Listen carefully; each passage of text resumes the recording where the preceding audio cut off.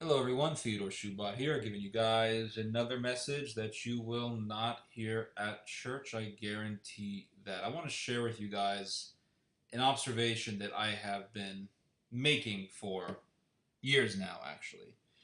And that is that I've noticed that people tend to focus on those who are explicitly evil, as opposed to those types of figures, those types of people who are saying all the right things, and in the middle of all those right things, they have an evil message that is difficult to detect.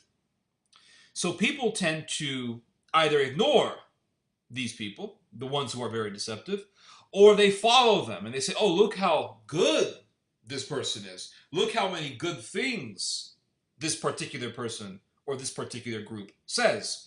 And then when I come along or someone else comes along and says, hey, yes, it's true that this person says a lot of right things, but they have an evil teaching that is masqueraded under all these good things that they say.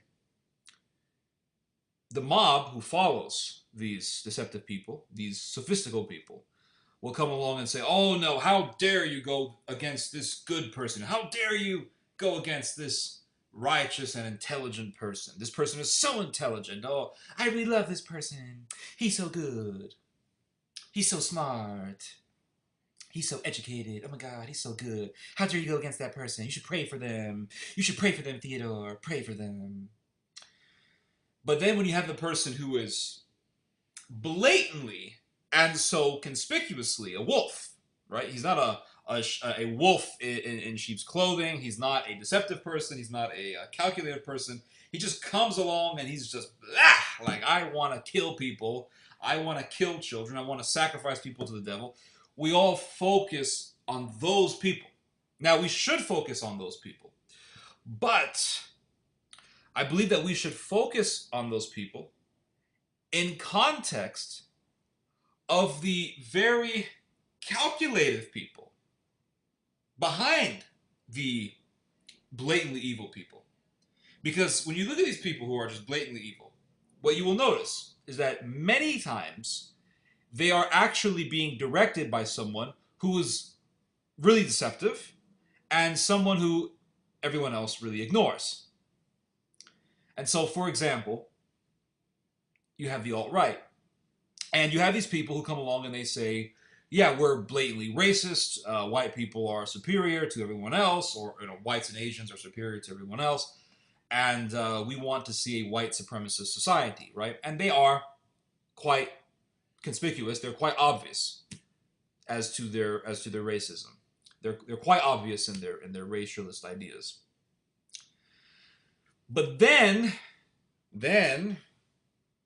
you have the Silicon Valley guys, and these guys come along. They talk about human innovation, and oh, we have to increase our technological innovation. Technology is so important to the world because with technology we can help people and help society, and we can make things easier for people to do. We can make business easier. We can make industrialization easier. We can make industry better, right? We can become a more productive world, and they rarely say country. They almost always say world. We can become a much more productive world. We can globally we can globally become a more technological people. And so these Silicon Valley guys, they sound really intelligent, they sound really civilized, and they sound very innovative and nuanced and liberal and all that. But then you actually look at what they're doing and you say, wait a second, they're into doing experiments on babies. They're supporting transhumanism. They are supporting this idea that we can defeat aging by purging the human genome from purging the human genome of certain genetics, certain genes that are making us age, that are making us die. And if we can just get rid of these genes, if we can be the natural selectors of social Darwinism and get rid of these genes through genetic manipulation, genetic modification of fetuses, of embryos, human embryos, then we can finally defeat aging and live on this earth forever. And you hear that, the average person hears this and says, my goodness, wow, that sounds really good. That sounds like a very noble and beneficial thing for humanity, for us to live forever, right? Because who wants to die? Who wants to age? Nobody, right?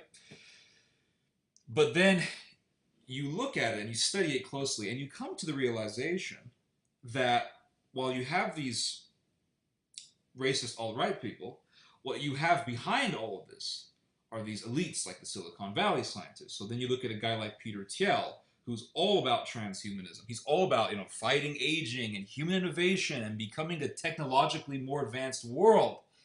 But yet he's actually behind the alt-right. He's actually behind things like the dark web and supports the alt-right wholeheartedly.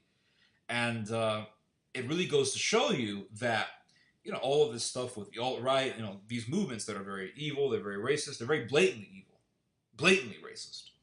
What you find is that behind all of it is someone much more deceptive, someone much more cunning, directing it all. And it's very interesting how all this works. People look at a guy like Peter Thiel and they're like, oh, look, he is successful. Oh, he's a capitalist. Oh, he's so innovative. And you tell people, wait a second, he's a homosexual. Well, so what? I mean, he's helping the Republican Party. He's helping people out with good technology and good ideas. He's helping Trump out. He supports Trump. We should pray for him, Theodore. Pray for him. I heard he's an evangelical Christian. And it's true. People like Peter Thiel, Peter Thiel is a evangelical Christian, but he is a sodomite. And sodomites are evil. Sodomites are murderous people. They have very murderous desires. And they're very bloodthirsty people. And you look at someone like that, and you look at their ideology, it's very much akin to Nazism. Very akin to Nazism. Oh, but he supports Donald Trump. And oh, I saw him at the Republican National Convention, and he's saying a lot of things that are true. Things about working hard and, supporting capitalism and all this. Oh, he's saying so many good things. Making money, being a good business person, and all that stuff. But he's a sodomite. That's it. He's evil. You don't follow him. Get rid of it. That's it. Bottom line. End of story. And, oh no, he's so smart. Oh, he's this intelligent person. He's innovative. He's for technology. He's for bettering America. He's for American security. Yada, yada, yada. But then you look into him and you find out, well, he supports eugenics. He funds the work of Aubrey de Grey, who is a transhumanist. And if you look at the literature of Aubrey de Grey, I think it's Audrey de Grey. I don't remember which one. Aubrey or Audrey, but his last name is de Grey. If you look at his literature, he says in his literature that he wants to genetically modify people or to do experiments on human embryos to get rid or naturally select the genes that are making us age and that are making us die. And so that is actually the carrot before the horse. The carrot before the horse is, well, we can live forever. It's kind of like what Satan did. Satan said, well, if you eat this fruit, you will be a god.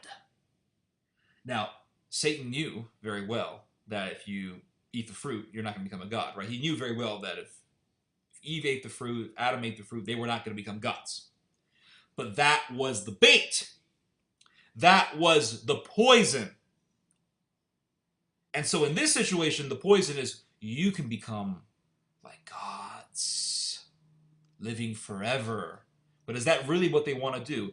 Is that really what these Silicon Valley transhumanists want to do? Do they want to get us to live forever? No. What they want to do is make a pretext, a justification for human experimentation. And when they do human experiments, they will do everything under the name of science.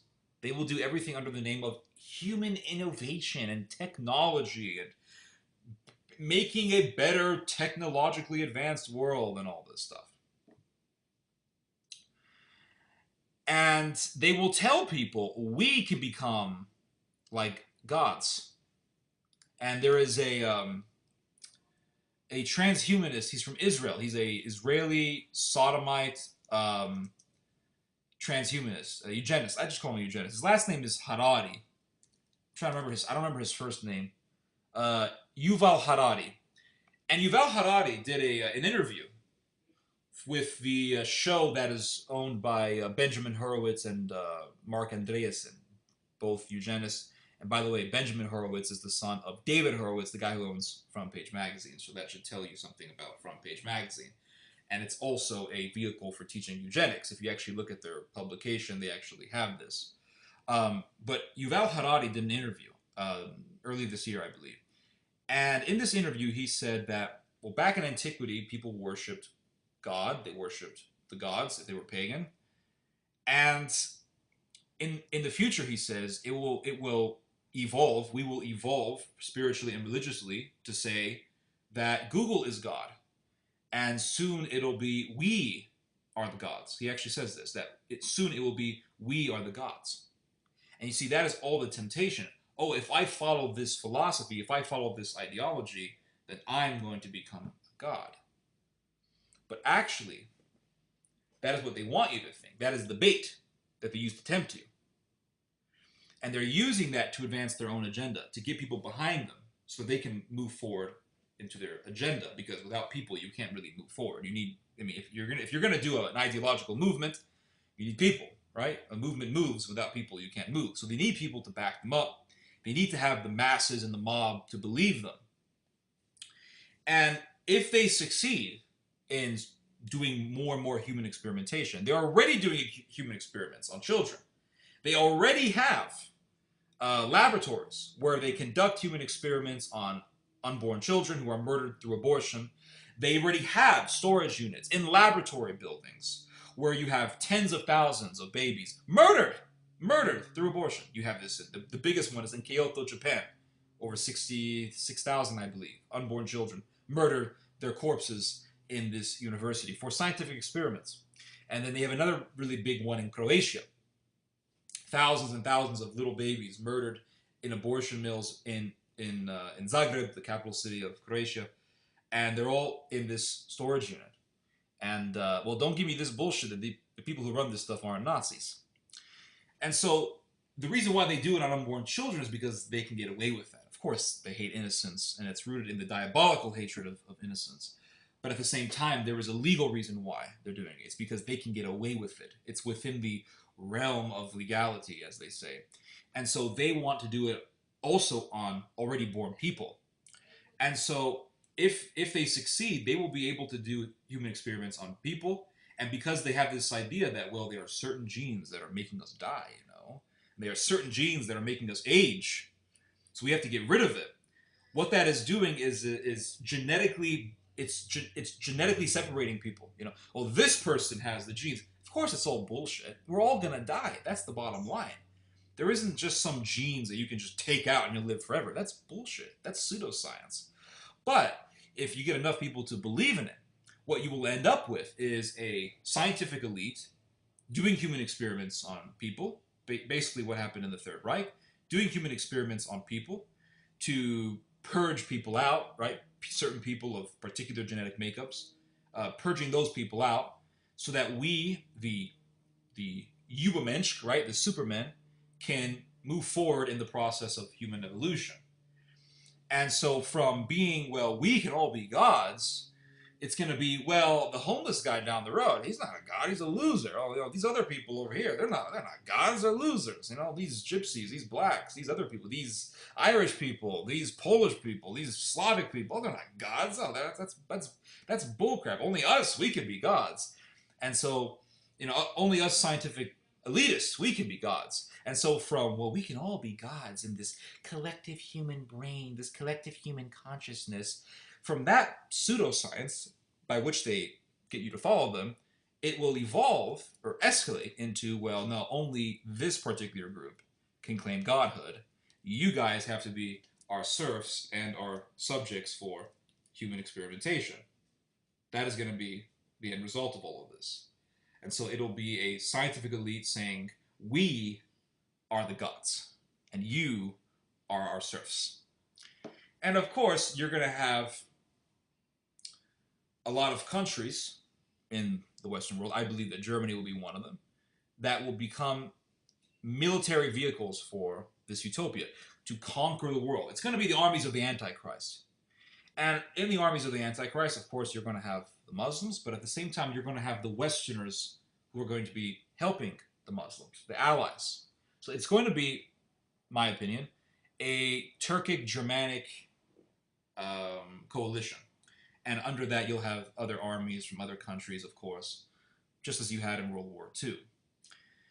And in World War I, you had Ottoman Empire, Germany, Austria-Hungary, but at the same time, you had other countries, Baltic countries, Eastern European countries, who were following the Germans. Bulgarians were allies to the Axis. They were allies for the Axis of evil during the First World War. So I think it's going to be the same in the next World War. You're going to have these big major powers who are evil, and they're going to want to advance the religions of the Antichrist. Buddhism with Japan, eugenics with Germany, Protestant eugenics with Germany, and you will have Sufi Islam with Turkey. That, I think, is going to be the overall picture. They will probably my English.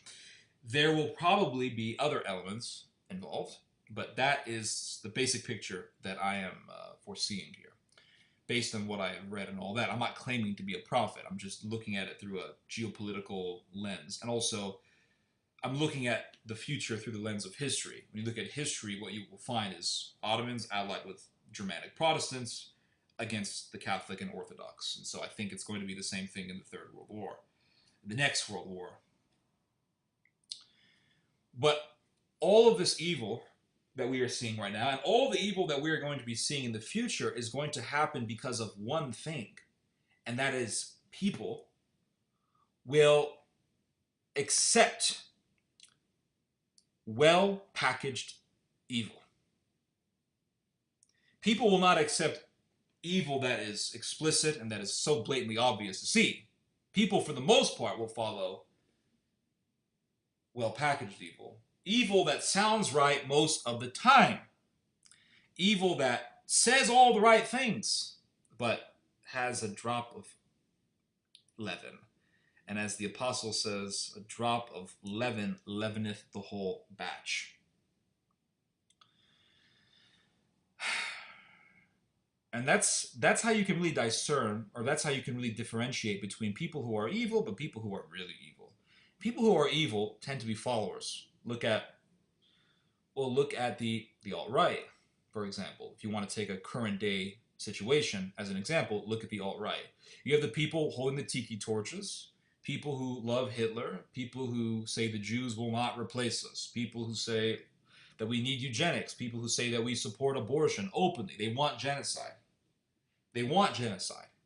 People who say, yeah, let's take baby parts and let's kill children for their internals and for their eyeballs and their brains and sell them and all that.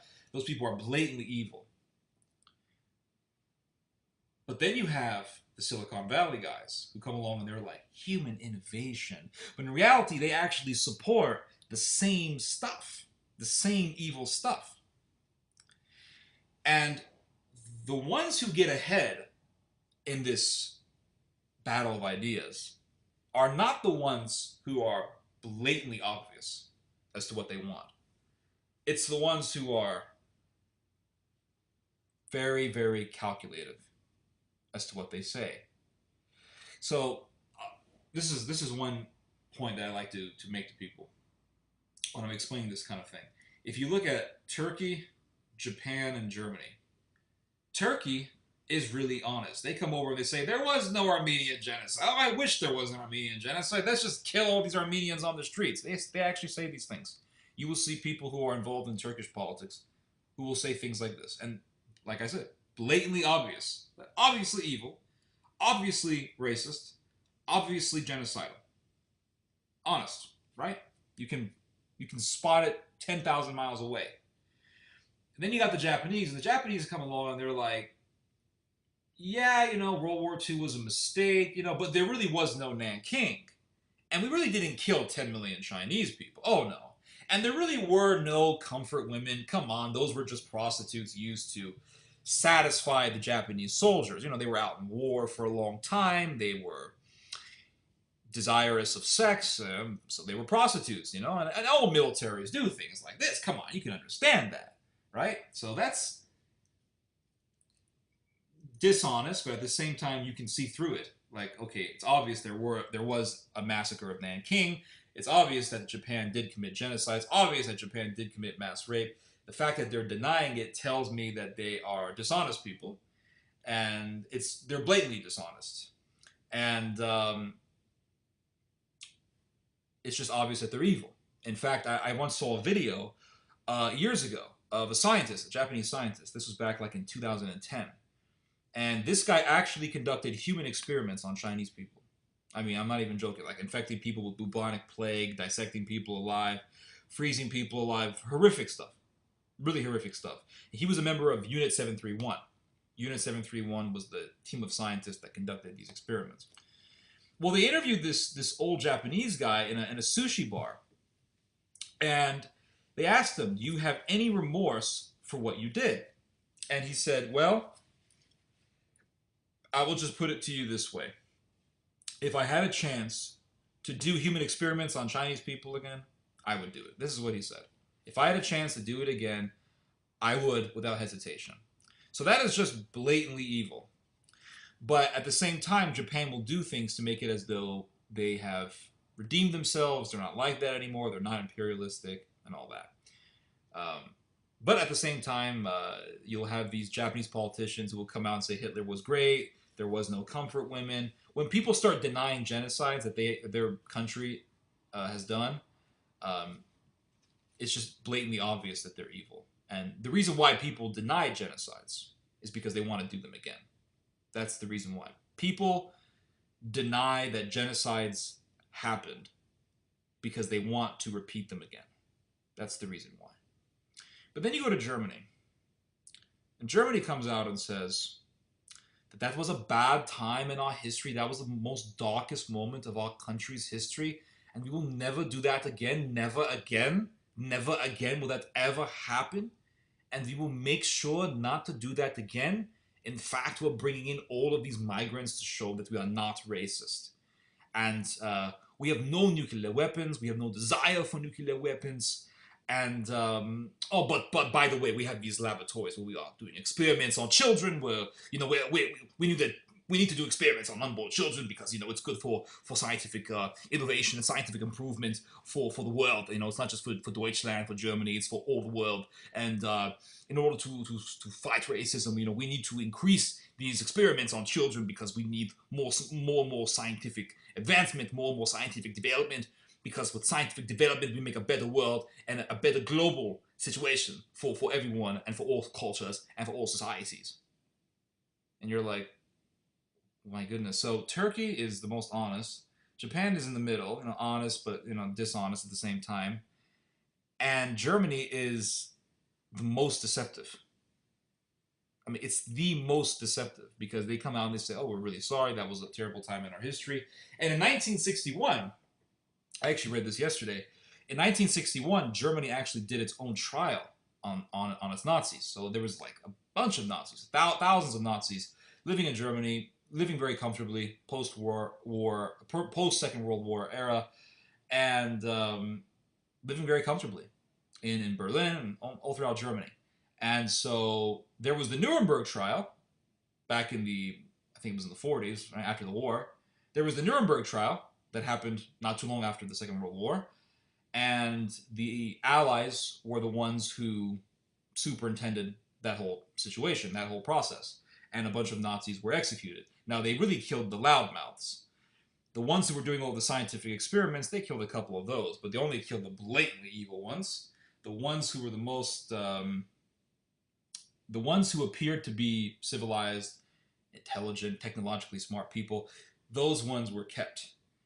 In America and also in England, they were actually hired by the Americans, and many of them came.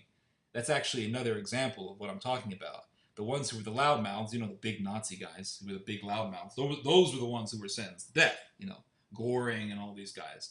But as I've said in one of my past videos, those guys were utterly useless without the scientists. So the scientists were actually the most dangerous. But those ones they kept because they had some very good things to say. You know, they really helped in human development. They really helped in scientific innovation. And they were scientifically very smart people. So we need them, right? Because Russia's going to get them. And then in 1961, Germany did its own trial on its Nazis. So this was the first time a trial was done in Germany by Germany without any superintendents from the Allies. And so what I read, and this is very interesting, was that most of the Nazis that were tried in this 1961 May trial were not executed, and 70% of the judges who presided over this trial were actually members of the Nazi Party, you know, during the Third Reich. So it's like, when you read about it on face value, oh look, they had a trial. Oh look, they're actually trying their own Nazis. And then you're like, wait a second, 70% of the judges who presided over this trial were actually members of the Nazi Party. They actually helped their own guys. The ones that they executed were sacrificial, well, not victims, they're not victims, but the ones that they executed were sacrifices for the cause of making Germany look good before the world. And so again, this is what I say, be more worried about the ones that act the best and say all the right things, but they have that poison. They have that poison. And you see so much of this today. I mean, so much deception. It's unreal how much deception there is. And you have to be extra, extra careful. You have to be so careful. But it's very simple how to discern between what is good and what is right. I follow the philosophy of a Scottish medieval theologian from the 13th century. His name was Richard of St. Victor. 12th century Scottish philosopher and theologian. Very spiritual person. You read his writings. They are very spiritually in-depth writings. Sublime, beautiful, poetic, and at the same time, they're very beneficial for the soul. Very informative. And they really teach you a lot. And I would recommend the writings of Richard of St. Victor. But Richard of St. Victor makes a very interesting point. He says that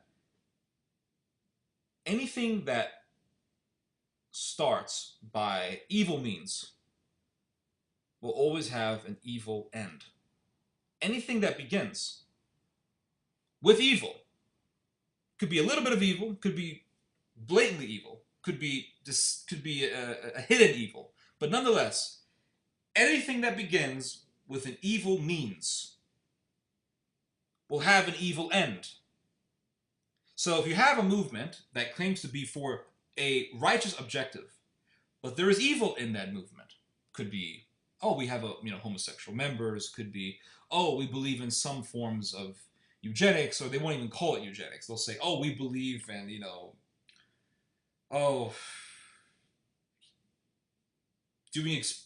we believe in genetically modifying in vitro embryos for the for the good of science, something like that, which is really just eugenics.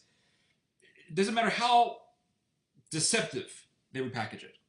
If it begins with an evil, no matter how well repackaged, no matter how well guised, no matter how seemingly small it may be, it will always end with destruction and death. It will always end with people being destroyed, with souls being destroyed, with tyranny and despotism. It will always begin, or it will always end with a dark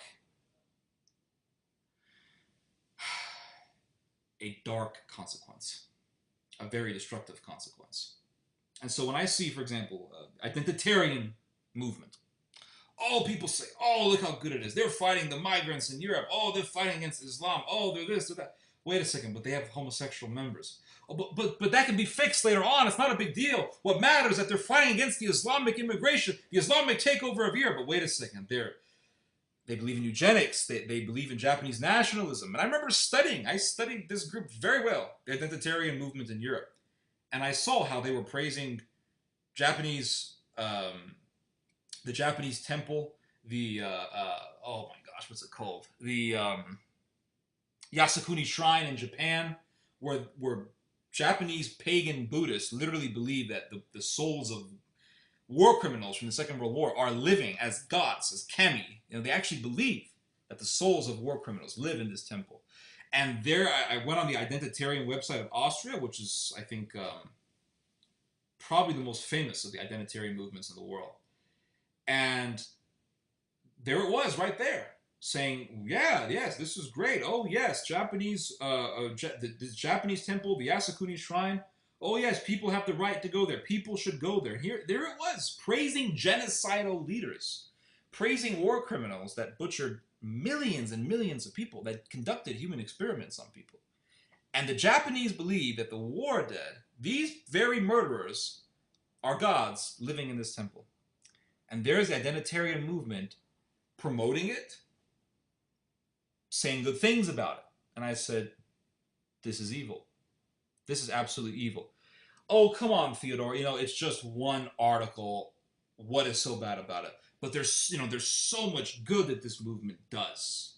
They have such a noble and righteous cause, to preserve European identity and to fight against the Islamization of Europe. And I always say, it begins with evil, and that is the bottom line. Here they are praising a temple that the Japanese believe holds the souls of genocidal mass murderers. And the fact that the identitarian movement has this on their website, Martin Sellner actually took it down after I confronted him on it. I debated him. But the fact that this was on their website tells me that the identitarian movement is itself genocidal. And how do I know that? For that simple piece of leaven.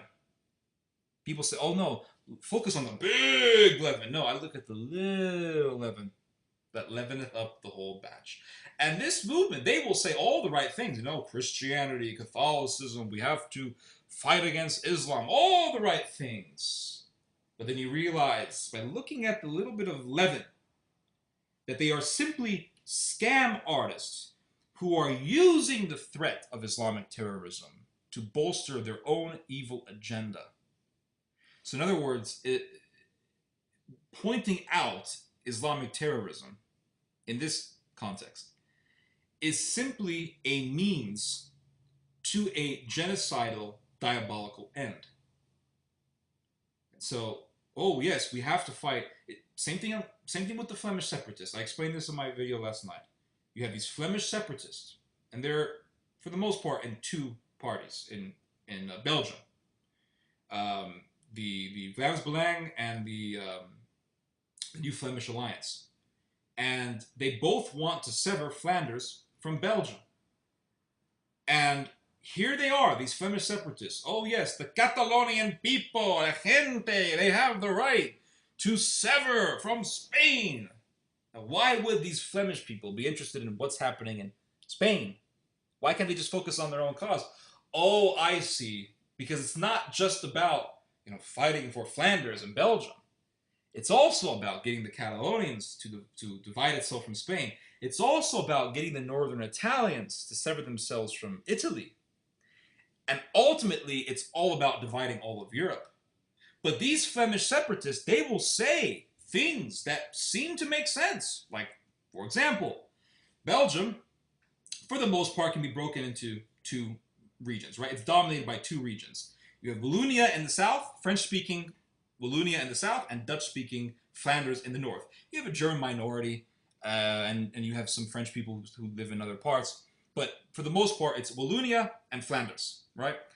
And the Flemish come out and they say, we are making all the money in Belgium, right? We are the wealthiest. And the Wallonians are draining us with their welfare. Why should we, the hard-working, Dutch-speaking Flemish people of Flanders, allow ourselves to be leashed by these people?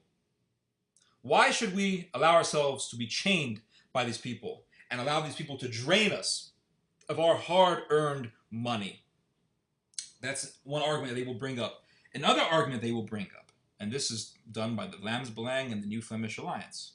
And these are very powerful parties, especially the New Flemish Alliance. It's the biggest party in Belgium, one of the biggest parties in the European Parliament. And the Flemish will say, the Flemish separatists will say, that terrorism is a huge problem, right? We are dealing with this onslaught of terrorists in Belgium and all throughout Europe. And we, as Flemish people, believe that the French-speaking Wallonians are unreliable in defending Belgium from terrorism. They are unreliable. They're not as good in dealing with terrorism as us Dutch speakers are, us Flemish people are. So we should have the right to break away from Belgium. What's very interesting is, I remember last year there was an attack in Brussels, a terrorist attack in Brussels. I believe they blew up a bus station or a train station or something like that. I don't remember. But there was a terrorist attack that took place in Brussels last year, and it got a lot of news attention, I remember.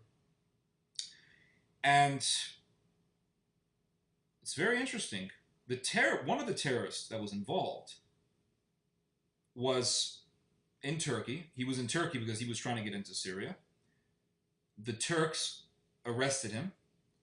They found out, oh, he's originally from the Netherlands. He was born in the Netherlands. They sent him to the Netherlands. After they sent him to the Netherlands, the Turkish government contacted the Belgian embassy, and they said, just letting you know that a terrorist is coming into your country, into Belgium, into Brussels, and this guy has a history of terrorism. The Belgians said, who cares? And they let him right in. And there were people in the European Union who were saying, this guy is a terrorist. There were people in the European Union who were saying that our borders are wide open. The borders in Belgium are wide open. The borders in Brussels, wide open. Didn't care. In fact, they knew that it was easy for these terrorists to get access into their country. They let it happen anyway. And a little bit before the terrorist attack happened in Brussels, Erdogan, the president of Turkey, makes a speech saying that a terrorist attack will hit Brussels. So let's get all of this straight. The Dutch know that this guy's a terrorist. The Turks know that this guy's a terrorist. The Belgians definitely know that this guy's a terrorist. The Belgians know that their borders are open. They know that terrorists are going through. They let it happen anyway. And the president of Turkey says there's going to be a terrorist attack in Brussels, and a little bit after that, a terrorist attack happens in Brussels. How do you explain that? The reality is that these people know that terrorism is going to happen. Why did they allow it to happen? So that they can use it to have a political leverage over government policy. In this situation, it's the Flemish who want to break away from Belgium. And you have right-wing people in Catalonia who are making the same argument. We should break away from Spain. Catalonians make most of the money in Spain. They use real arguments. Some of these Catalonian separatists, for example, like José Anglada, one of these known Catalonian separatists, he also makes the same arguments. And very interesting. Very interesting. Why do they want Catalonia to separate? Because once Catalonia separates, then all these other areas will separate. And it will legitimize the other separatist movements.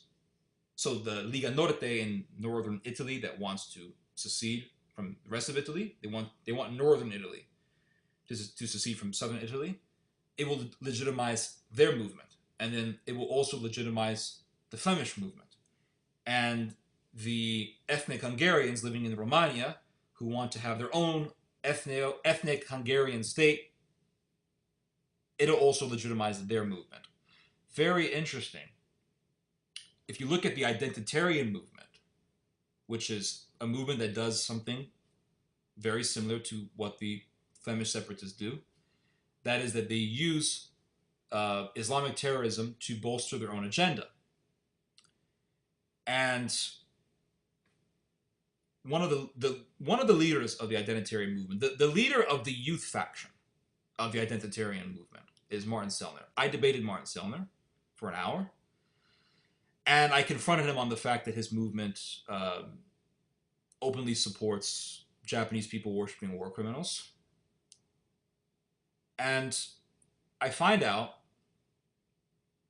yesterday, or a couple days ago, pretty sure yesterday, that Martin Sellner came out with a book called Identitar. It's written in German. And Martin Sellner wrote this book, and I wanted to find out who published it, because I think when you find out who the publisher is, you can find out what bigwigs are directing it. Like I said, the ones who are blatantly evil are directed by those who are much more conniving. And so I find out that the publisher of this book is a guy named Götz Kubitschek. Götz Kubitschek is really the pioneer behind the Pegida movement in Germany. Again, another movement that uses truth to advance a poison.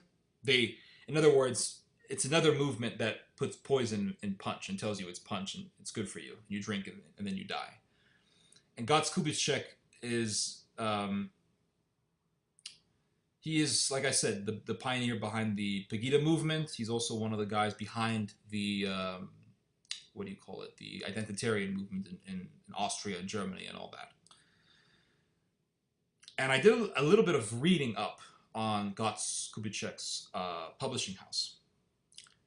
And very interesting, Götz Kubitschek also publishes the work of a Norwegian guy named Fjordman. He has a bigger name than that, but his pseudonym is Fjordman. Fjordman is a Norwegian eugenist. Very interesting. He openly supports eugenics.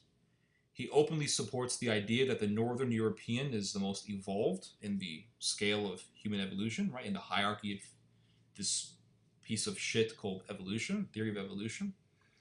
And Fjordman, very interesting. His work is published by Götz Kubitschek, the very guy who is this mastermind behind the identitarian movement. And Fjordman was also one of the founders of the counter-jihad. And I keep bringing this up, the 2007 Brussels Summit. The 2007 Brussels Summit took place in the European Parliament in Brussels.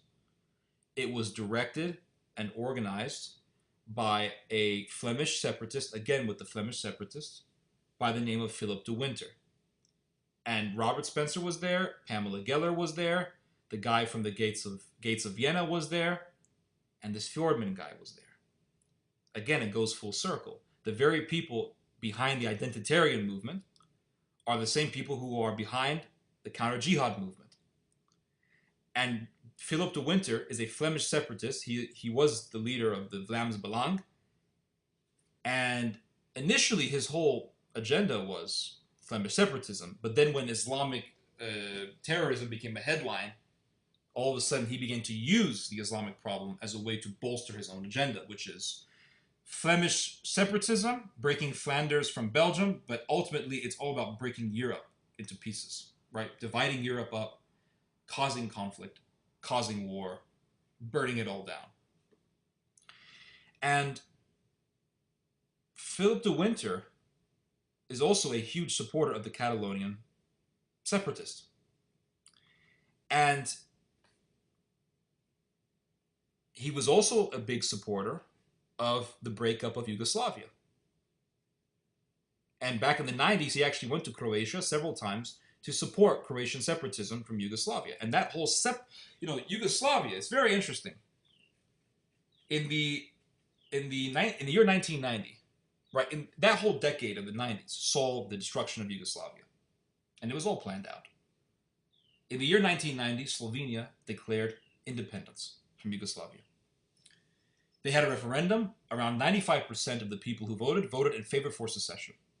As soon as they made a declaration of independence in Slovenia, they suspended it. The Slovenians themselves suspended it. And then they said, although we have the referendum, although the majority of people voted for secession, we want to negotiate our secession.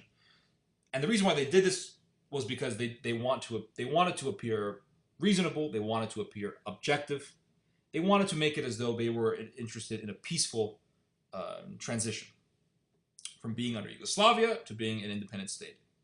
And eventually they negotiated their way into a secession and they had their independence. Well, then you had all these other separatists, Croatian separatists, Albanian separatists, Bosnian separatists. And the Serbs began to fight with the Albanians, the Croatians, and the Bosnians. And all these countries began to secede from Yugoslavia, except Serbia. Serbia was the most loyal to Yugoslavia, to the idea of Yugoslavia. And then in 1998, the Albanians, the ethnic Albanians living in Kosovo, said, we want our own state, right? This region is ethnically dominated by Albanians. We want our own ethno-state. They seceded. 1999, you saw an independent Kosovo after a very bloody conflict between Serbs and Albanians. And Yugoslavia was destroyed. Philip de Winter supported this. Frank Gaffney supported this. Interestingly enough, the 2007 Counter-Jihad Conference, the one that started this whole thing about, oh, we have to fight Islam, fight the Islamization of Europe. The one that started the whole thing. Philip de Winter supported the breaking down of Yugoslavia. And in that 2007 conference, the one that started the whole counter-jihad thing, that whole thing was financed by Frank Gaffney. And Frank Gaffney was still connected to the CIA. His organization, CIA-rooted organization, Center for Security Policy, financed the 2007 Counter-Jihad Conference. So all this thing about counter-jihad and fighting Islam, it's all created by the CIA and by the European Union and by NATO. And it was all about breaking down the European Union. That's all it was about. It was about breaking down the European Union. And so here's Philip de Winter, all in favor for destroying Yugoslavia. Here's Philip de Winter, all in favor for the counter-jihad. And also Frank Gaffney, CIA, also in favor for breaking down Yugoslavia. In fact, Frank Gaffney, you can find his literature supporting the arming of Bosnians, supporting the arming of Albanians. And what's interesting is that Gaffney supported the arming of Muslim terrorists. And then in 2007, his group finances the meeting in Brussels that would officialize the counter-jihad as a movement. So they created the problem, Islamic terrorism. They really created the problem. They created the problem. And then they present themselves as the solution. The fragmentation of Yugoslavia helped lead to terrorism. Well, giving Bosnia a state, giving Albanians a state, that led to terrorism. Look at ISIS today. Much of the members of ISIS are Bosnians. What led to that? Destroying Yugoslavia. But here's Frank Gaffney. Oh, we got to fight against Islam. But yet he helped create the problem. Philip de Winter helped create the problem. And what's interesting is that in January of 2017, you had a meeting in the same building where the Counter-Jihad Summit took place, the Brussels European Parliament. 500 members of the European Parliament were present in this meeting, and it was all about how are we going to get Catalonia to secede. And this really goes back to my point that, yes, the European Union has played a role in maintaining peace, but there are people in the European Union who want to destroy it to bring back all of the old rivalries to cause a conflict. And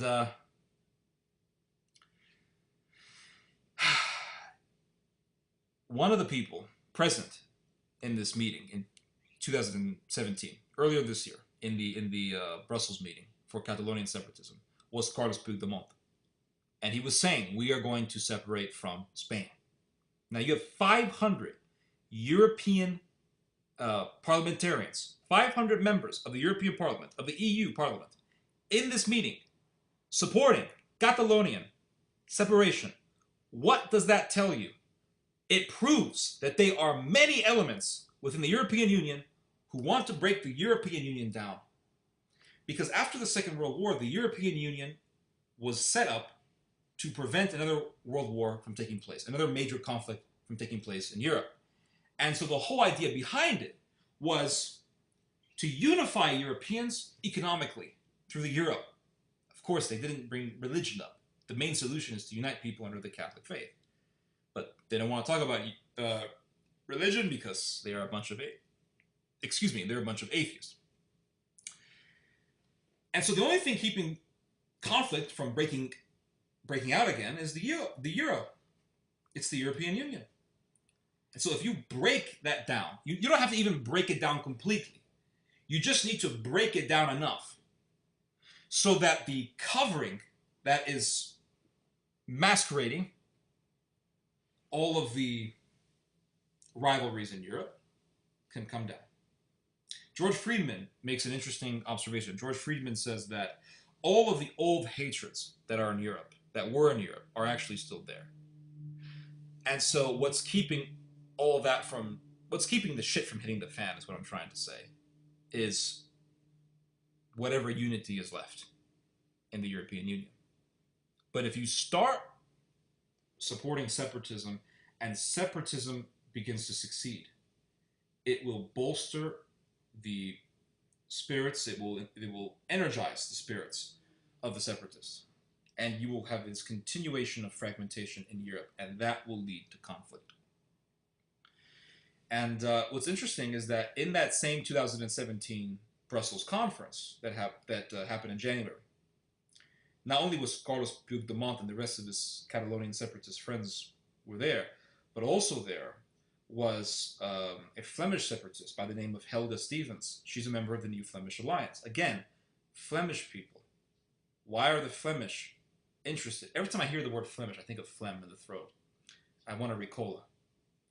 But why are the Flemish there? Because they know if the Catalonians separate, they can separate. And if they can separate, then the whole face of Europe is going to divide up. Very, very interesting what is happening. And, well, the man of heart is evil. And so we've had 85 years of relative peace in Western Europe. A war is long overdue. Human beings cannot remain peaceful for this long, especially when you have all of these ethnic rivalries, Flemish versus Belgian, Flemish versus Wallonians, Northern Italians versus Southern Italians. It's difficult. And when you have Citibank coming along and saying, hey, Europe is going to be divided, it's going to be broken up into regions, that's very serious. I take heed to that. When you got all these major banks leaving Catalonia, I take heed to that as well.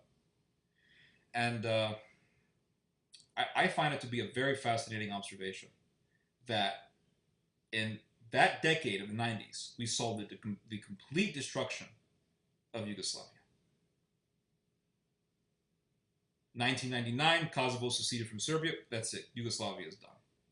No more Yugoslavia. There is no more United Balkans in the 90s. By 1999, completely dead. They began to kill it with Slovenia, and all the other ones began to break away, and they nailed the coffin with Yugoslavia's body in it in 1999. 2000 passed, 2001, 9/11. 2003, Iraq War. You see how quickly it takes place. You see how quickly the policy grows. From breaking down Yugoslavia, then they wanted to break down the Middle East. What's interesting is that in the 90s, the CIA began to talk about breaking down the Middle East, killing off all the pro-Soviet Arab dictators in the Middle East. So as they were breaking down Yugoslavia, as these EU elites, these Nazis in the European Union and in NATO, and also these elites in America, began to break down Yugoslavia, they were already planning, what are we going to do in the Middle East? We're going to break down the Middle East just as we are doing it here in Yugoslavia. And so the destruction of Yugoslavia and the destabilization of the Middle East are not two separate strategies. They're not two separate policies. It's actually one single policy. And one thing that really helps us come to the awareness of this reality is the fact that the events are happening so quickly. The events happen so close to each other in a continual timeline. 1990s, destruction of Yugoslavia, 2001, 9/11, 2003, Iraq War. Then you see the murder of Saddam Hussein, then the murder of Gaddafi. Then in 2011, you have this revolution in Syria, the civil war that breaks out in Syria, anarchy in Iraq, destabilization happens, and then it spreads into Europe through the immigration crisis. Through the immigration crisis, it bolsters up the anti-immigrant and counter-jihad factions, and it also bolsters the position of the separatists. We need to separate because the EU is not handling terrorism as well as we would if we were an independent state. So it is supporting factionalism. But here's the thing, and it goes back to the initial message of this video, that all of these people who come out and say, we need separatism, we need eugenics, they're all scammers, but they are very calculative scammers who say all the right things with a little bit of evil. And they get you to accept them, and they get you to ignore that little bit of evil, because they know that you are thinking, well, these people are our saviors. And so, yes, I know I don't like this particular thing about them, but they are the heroes, and I am going to follow them. And once they get your trust, once they get your loyalty, then they have your soul, and they will get you to do all sorts of unspeakable evils. And you will think nothing of it, because you will think that, well, I am doing something good for civilization. And so they are already getting you. Look at all these guys, Fjordman, Martin Sellner, Gotts Kubitschek, all of these nationalist types. They're getting you to support eugenics. We need eugenics.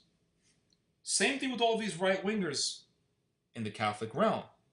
Michael Voris, now supporting a homosexual named Milo. But this is the guy that was fighting the gay agenda, or fighting the crisis in the church. But then he supports Milo.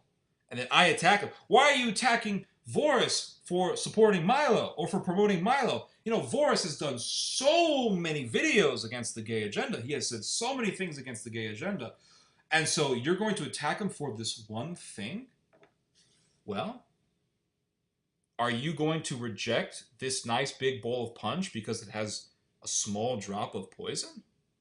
Because that's what you're telling me. You're telling me right now that we should accept the big bowl of punch even though it has a drop of poison. Anything that has an evil means, no matter how small it seems, will always have an evil end. And that is really the bottom line. And so all of the success of Antichrist, all of the success of the acolytes of the Antichrist will be due to the masses following well-packaged evil.